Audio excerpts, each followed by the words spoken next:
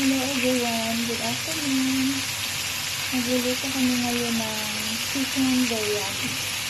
Pa-fried lang muna natin yung ating chicken na marinade na sa nilagyan natin ng cumin, then paprika, saka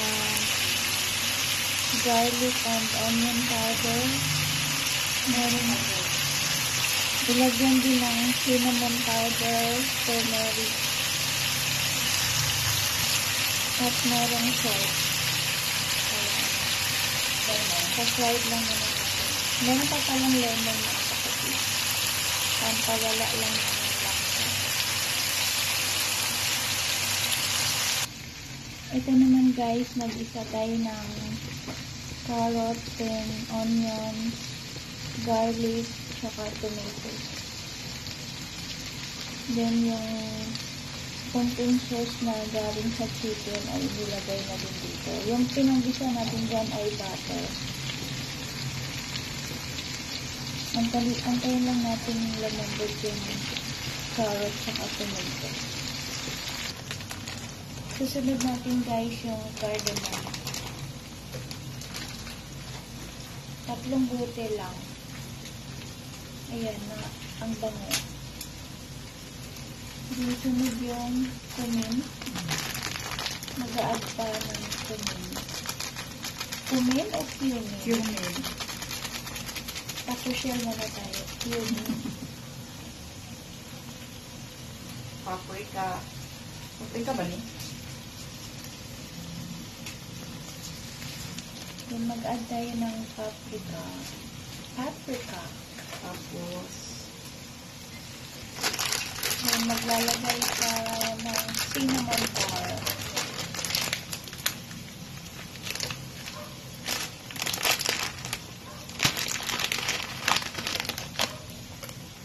Ayan, cinnamon powder. masala. Then maglagay tayo ng masala. Masala. Ano ba yung tamang pronunciation yan?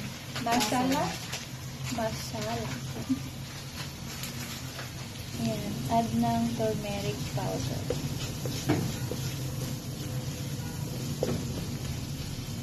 Mix lang natin.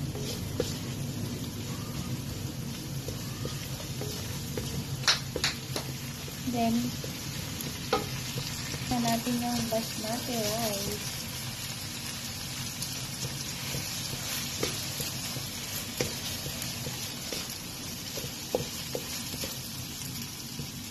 Yung natirang sauce.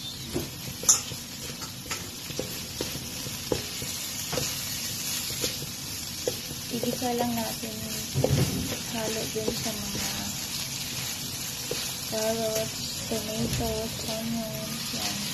Saka marami pang iba.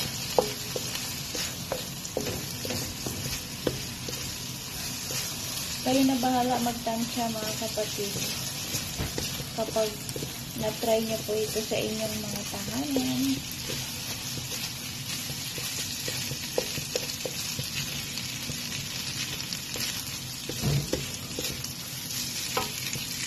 Then, maglagay na tayo ng water. Chicken cube sana. Or soup. Kunin natin yung lasa.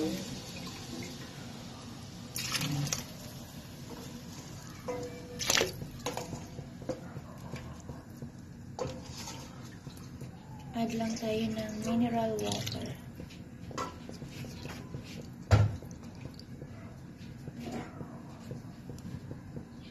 Then, ilagay na yung chicken.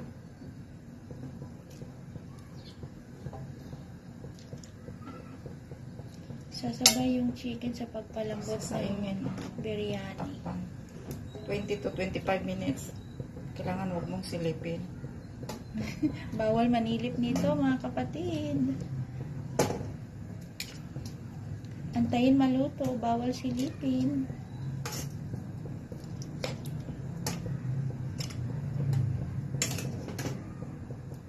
Daming chicken. Yan.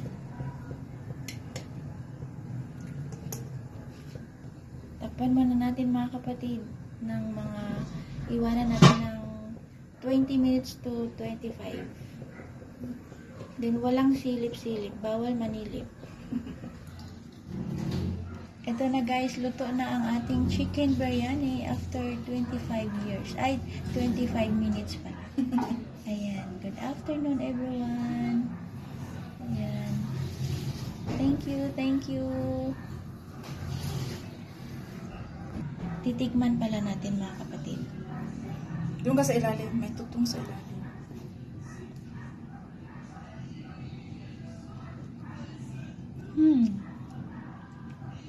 Ito yung na-miss ko eh. Ayan, ang sarap. Thank you, thank you.